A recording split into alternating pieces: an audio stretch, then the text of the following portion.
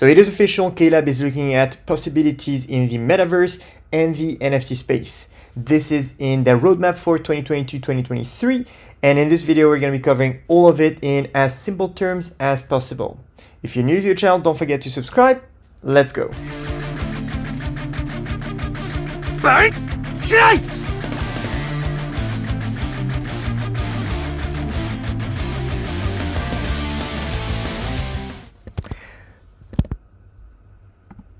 So every quarter, KLAB publishes their results and does like a presentation for their stakeholders, and every year they release the whole financial year, the previous financial year's results in a presentation deck. And in the previous video, I talked about how they had about like 30% losses in revenues compared to last year. And essentially they explained this to a lot of like declining factors among the titles. For Bleach Brave Souls, they were a bit disappointed with the performance of the Burn the Witch collaboration in December. So yes, it performed well, but it did not reach the level from the previous quarter where the anniversary campaign was held. So they're saying that they tried to release Burn the Witch around December to match the hype that they got in the previous quarter for anniversary, so around like the July-August period, but it didn't work. I mean, this is understandable because anniversary is always very, very high, but still, both Japanese and global versions declined as a whole. And they know that they have existing titles that are on a declining slope, and they're trying to do everything as part of the strategy to squeeze as much money as they can from those titles to reduce the velocity at which those titles are declining. And among the different directions they've been taking like in the recent years, they've had the subscription-based model in the form of the passports. They've had the expansion in like Southeast Asia with like new localization, so like new languages added to the game so that they could expand into those areas. So the idea is like you've got the same game, but you can finally reach more customers. So that means more money. They were also looking at using the same formula, so the game that they've built, and expanding it and releasing it on other supports. So porting it to Steam, that was the first step. And they were planning to release Bleach Brave Souls on PlayStation 4. The problem is they did not manage to meet these objectives in 2021. So this has been, delayed for 2022. So all they're doing is trying to optimize as much as possible everything they currently have in order to get more money from existing titles. On top of this, they also plan to add more titles, like some other kinds of games outside of those like big titles, just like some of those games that you see ads on Instagram for. This is what they're trying to do to make a kind of a quick buck. That's how I'm gonna call it. But the thing that changed, and also like having other titles from popular IPs, including JoJo, coming in their lineup. Now, one thing that I want to talk in this video is their interest in the blockchain. So if we go here, there we go. Background for Change, they are trying to enter a new field, and this is the blockchain related businesses. And these other slides are actually talking about it. So they want to enter the blockchain related field in the form of NFT and a metaverse related approach. And what this means is this. They are seeing a lot of hype around NFTs. There's a lot of global attention as they say this, and they just don't want to miss out. They're like, whoa, that thing is hot right now. We want to be in it. We want to make some money. So in that deck that their stakeholders are seeing, they just dropped a few numbers. So, hey, there's been a GIF anime NFT that's been sold for $500,000, some digital work as NFT for $3 million, and then some celebrity tweet for $69 million. So this is just to, to bait a little bit their stakeholders that may not be very well versed when it comes to the blockchain and all those like derivatives, so NFTs and any like metaverse related opportunities. And they're like, we're just going to drop some big ass numbers in that deck so that they are a bit reassured after they've seen the decline in the revenues in 2021 compared to 2020. And they're going to see that, wow, we KLAB are trying to be state of the art. We're trying to be, like ahead of every other like gacha games and go into that space. So this is how they want to do it. This is like a small comparison table that they've built, which is comparing the difference between a an online mobile game and a blockchain type of game. So basically, a blockchain game can be played both on in an application, so on iOS, Android, or whatever, or in the browser. And at the moment, they already have the expansion on Steam, which is not quite in the browser as in the sense that I mean here, but it's still one step closer. Now, the other thing is asset creation. So when you have a game like Bleach Souls, once they terminate the service, so once the server closes, it is not possible for you to access any of the assets that you have. So all the hard work that you've put into your account is gone. However, with blockchain games, you're still able to own certain collectibles or assets even after the end of the service, and you can even trade them. There's also a secondary market. So currently in Bleach Souls, it is not possible to buy and sell any asset. So whatever you have on your account is yours, and you cannot trade it or sell it or anything. I mean, within the context of Bleach Souls. However, with blockchain games, you're able to transfer assets. So you're able to buy and sell through marketplaces that even take place outside of the game, especially outside of the game. Another thing is scalability. So whatever you own as an asset in that game, you're not able to use it in other game. Whereas the idea is there's a possibility in blockchain games to transfer some assets from one game to another game. So imagine if you have like some collectible in Bleach. So imagine like they have Yu Yu Hakusho, and you have some characters in Yu Yu Hakusho, and you could eventually like transfer that character from Yu Yu Hakusho into Bleach Souls. This is what they talk about, transferability of certain assets. And then online mobile games have reached like a very mature phase, so it's kind of like a red ocean where you've got a lot of competition. It's really hard to grow. I mean, that's what they say. Versus blockchain games that are still in their infancy. It's still like a blue ocean, and there's still like a growth phase. So there's a lot of potential there. So this is how they're selling it. And they actually have projects. So they have 2 scheduled projects in the NFT/metaverse related space. And they have 2 blockchain games in development. So really what they want to do is develop the blockchain related business into a second pillar as a new growth driver. So it's like they've tried a bunch of things, didn't really work. They've tried to optimize existing titles. They've tried to acquire new IPs. They've tried to create like other types of mini games. Not really working very well for them. So now they're trying to have this new revenue stream, which is entering the blockchain business. And as you can see, they haven't communicated any projection for this because it is a big unknown.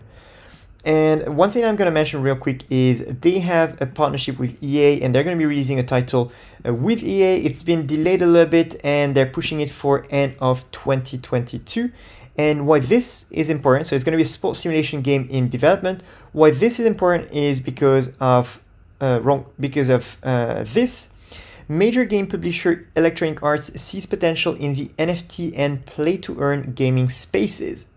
So EA is also fully on board with NFTs and all those kind of like blockchain-based games. So this partnership is very interesting, and it's something that we want to follow.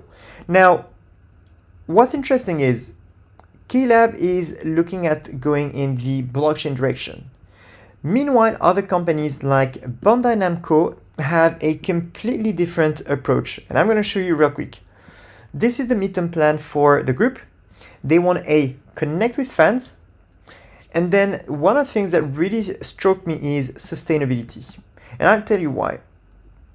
Right here. So NFTs are not really carbon efficient, so they have a proper impact on the environment. They've got a proper carbon footprint, and although NFTs are based on the Ethereum blockchain, and there are plans to really transition to the version 2.0 in 2022 to drastically reduce the power consumption and the negative environmental impacts, it is still having an impact on the environment.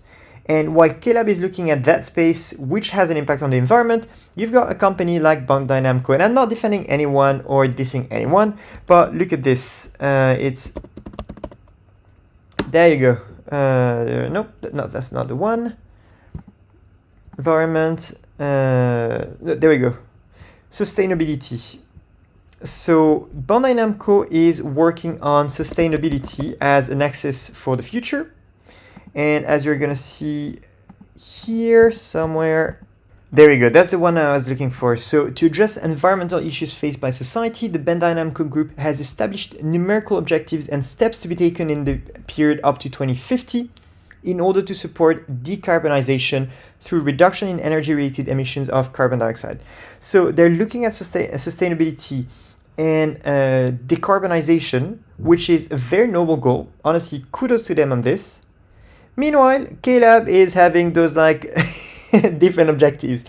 And the thing is, just speaking about blockchain, NFTs and all of this, you know, this is an example of an NFT. It's like called Bored Ape Grimjo. I don't recommend buying any of this, by the way. But yeah, that's just my opinion. I don't really like the NFTs in general because now it's become a bubble. And yes, it's based on smart contracts, and I love the concept behind smart contracts. But the usage has been made of this, and this whole like hype around the NFTs, it's too much. It's made it into a bubble, and I'm not a big fan of it. Now, I do say that this is pretty cool. This is another example with Kaname, which I found also pretty cool. This is a bit more of a lower effort kind of NFT, NFT being a non-fungible token. So it's like a unique asset that can be anything. It could be an image, like a PNG, or it could be like a music clip. It could be like a video clip, anything. It's like a unique digital asset. And basically an NFT is this asset, and when you buy an NFT, you buy ownership of that unique asset. So you've got there's a way to authenticate you specifically as the owner of that asset. So yes, anyone can just take a screenshot and just like say, hey, I own it too. Sure, but officially there's only one owner for this, because the blockchain technology has a way to make sure that informations are easily verifiable, and the owner of a given asset can be identified, and there's no way to lie about it. So that's kind of a way to be able to say, I own this. Even though people can replicate it, you are the sole owner of that unique asset. That's the idea. Now, when it comes to NFTs and gaming, I think I had an asset somewhere, an asset. Yeah, the idea is, how does it work? So you've got NFTs. So you could have, for example, some kind of collectibles inside the game. So it could be like a unique accessory. It could be a series of unique accessories. So like 6-7 unique accessories. It could be, so for example, KLAB releasing like a new character, but like you've got the baseline for the character with like specific stats and skills. And then you've got one or two special variants of this character, a bit like shinies in a sense, that would either look a bit different, so aesthetically slightly different, or that would have maybe like different skills, so like a bit like higher skills in like a higher SP, higher attack, for example, or some unique skills that would make that one asset in the game absolutely unique.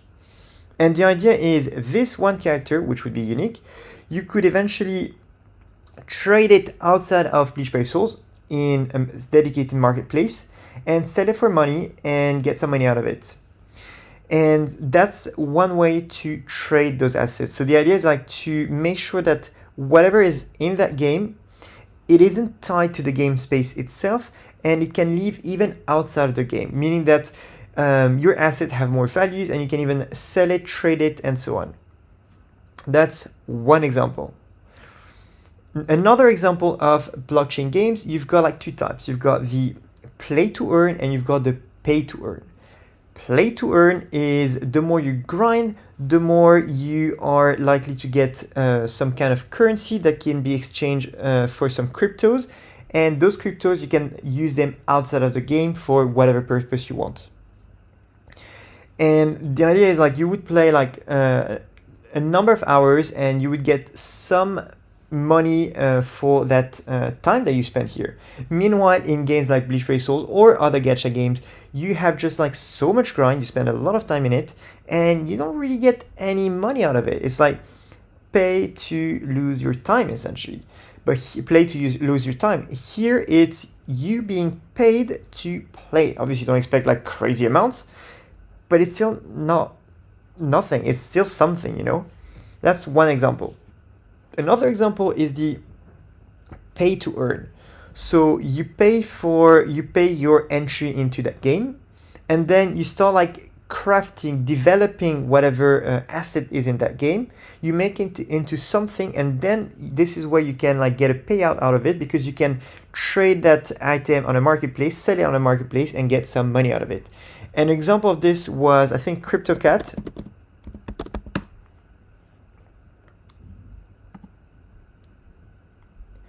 Yes, an example of this was CryptoCat, I think. And no, that's the one. That's the one. And essentially the way it worked is it's a bit like Tamagotchi. That was the first kind of game that was using NFTs. You would pay to buy one of those seeds, essentially, seeds of a cat. And then you would grow that cat. You would like raise that cat slash pet into being something else. And depending on you managing to have it develop some unique traits, some very rare traits and stuff like that, the value of it would grow up. And people would even like breed them together to get some like mixed cats, essentially, with very interesting traits. And those would get sold on a marketplace. And I think like the most expensive one that was sold was around like $180K dollars, which is quite good. But the reason why it's paid to earn is because it's kind of a Tamagotchi system. You pay for the machine to get one egg that hatched, and then you grow it into something that is absolutely unique, and this is where you sell it. So that's the pay to earn model, using also using NFTs. So these are just examples, and I'm not going to go too deep into the system. I do invite you to do some research if you want to find out more. I might do a live stream talking a bit more about it if you guys are interested, but essentially this is just about giving you a quick idea about what to expect with the this entry into the metaverse with all this. Another example, and I'm not sure how plausible or how if it's gonna happen, but imagine if they develop like a new currency in game whereby they create an ecosystem. So your spirit orbs in Bleach Brave Souls can be transferred into Captain Tsubasa and become Dream Balls, and vice versa, or any other game of the franchise, which means that you're locked into this ecosystem, where if you've purchased, say, a bunch of orbs, and tomorrow one of those games is closing, you're able to transfer certain assets and certain currency that you have in one game, say Bleach Brave Souls, into another game, so that even though one service has been discontinued, you're still able to use that into another service and benefit from it. So that's about developing an in-game, I forgot what I was gonna say on this one, but you get the idea. And anyway, that's it for this video. I don't want to go too deep. I hope you liked it. If you like this kind of topics, let me know in the comments below. I'm personally very interested in those, and that's why I follow these all these news. That one dropped like on the 9th of February, which is 2 days ago, for example. And yeah, if you're new to the channel, don't forget to subscribe. Let me know what you think about the whole concept, what you envision for KLAB doing, and I will see you guys in the next video. Tchuss! Coucou les amis, alors petit résumé pour vous en français. Alors désolé, la vidéo est très longue en anglais, du coup je vais essayer de faire short. En gros, KLAB, chaque année et chaque trimestre, partage un certain nombre d'annonces à propos de leur stratégie et de ce à quoi on peut s'attendre pour le jeu et pour ce qu'ils vont prévoir dans les prochains mois, prochaines années. Et cette fois-ci, ils ont parlé de quelque chose d'assez intéressant, c'est qu'ils sont de plus en plus intéressés, et pas juste intéressés, ils vont se pencher très sérieusement sur la création de jeux utilisant la blockchain et tout ce qui est lié à des metaverses et au système des NFT. Voilà. Alors, ils sont très très sérieux à ce propos-là. Dans leur deck qui est adressé aux investisseurs, ils montrent les intérêts de jeux basés sur la blockchain, le fait que par exemple des atouts que vous possédez dans le jeu peuvent être peuvent être accessibles même si le service a été arrêté. Vous pouvez vendre et acheter certains atouts, etc., etc. Et très intéressant, ils ont 2 projets de jeux blockchain dans les cartons, et 2 projets liés à des NFT et le Metaverse qui sont aussi dans les cartons. Donc vraiment, ils sont à fond les ballons là-dessus. Et ce qui est intéressant, c'est que, et je faisais un petit parallèle dans la version en anglais, c'est que tout ça, les NFT et compagnie, ça a un impact sur l'environnement, ça n'a pas une empreinte carbone neutre. Et paradoxalement, une compagnie comme Bandai Namco se focalise davantage sur l'expérience utilisateur, sur des intérêts plus nobles, au lieu de se jeter sur la nouvelle vague, allez hop, tout le monde est sur les NFT, on veut s'y lancer aussi. Et par exemple, voilà, dans leur vision à moyen terme, ils veulent se connecter davantage avec leurs fans, et plus intéressant, c'est ce que j'ai vu là, à propos de cet aspect-là, c'est l'environnement. Vous allez le voir, voilà, ils ont un plan pour de la décarbonisation, donc pour véritablement réduire leur empreinte carbone d'ici à 2050, ce qui est absolument honorable, quand une compagnie comme KLAB est juste là, au lieu de se concentrer sur l'expérience utilisateur et de faire de son mieux pour vraiment renforcer l'expérience et faire en sorte que les utilisateurs, les joueurs soient plus attachés au jeu et tout ça, non, ils partent sur la nouvelle mode du moment, allez hop, tout le monde parle de NFT, on va surfer la vague pendant qu'il en a encore temps, pour essayer de choper un petit peu d'argent au passage, voilà. Qu'est-ce qu'il peut y avoir, quelles sont les applications possibles, à quoi peut-on s'attendre? On pourrait s'attendre éventuellement à des choses comme le fait qu'on puisse transférer des ors spirituels de Bleach Brave Souls vers Captain Tsubasa, ça deviendrait des Dream Balls, et vice-versa, comme ça même si l'un des jeux s'arrête, on peut transférer sur l'autre. On peut s'attendre, dès lors qu'ils développent un token crypto qui soit interopérable entre les différents jeux qu'ils développent, donc ça crée un véritable écosystème. On peut s'attendre à ce qu'ils mettent en place par exemple des atouts uniques, exemple des skins pour les personnages qui seraient absolument uniques et qui pourraient se revendre sur des marketplaces comme OpenSea, où les joueurs pourraient donc en dehors de la plateforme revendre le skin pour une petite fortune, etc. etc. Il y a un certain nombre de possibilités. Maintenant, à voir quelle application KLAB va choisir, mais voilà, c'était juste une petite vidéo pour vous donner un petit avant-goût et vous dire que voilà, c'est à ça qu'on doit s'attendre. Ça, c'est le focus de KLAB, c'est les NFT et le Metaverse, au lieu de se concentrer sur véritablement sa base d'utilisateurs en déclin, sur ces utilisateurs qui ne sont pas forcément très contents des décisions qui ont été prises, etc. Maintenant, dans les commentaires en dessous, dites-moi ce que vous pensez de ce genre de vidéo. Moi, personnellement, ça me passionne, c'est pour ça que j'en parle. Ça vient de dropper, la news, elle est tombée, je crois, il y a 2 jours. J'avais fait une première vidéo sur le sujet, maintenant il y a ça, donc j'en parle aussitôt. Dans les commentaires en dessous, dites-moi également ce que vous pensez de cette directive de KLAB, de cette initiative. Et moi, je vous dis à plus dans une prochaine vidéo. Allez, tchuss.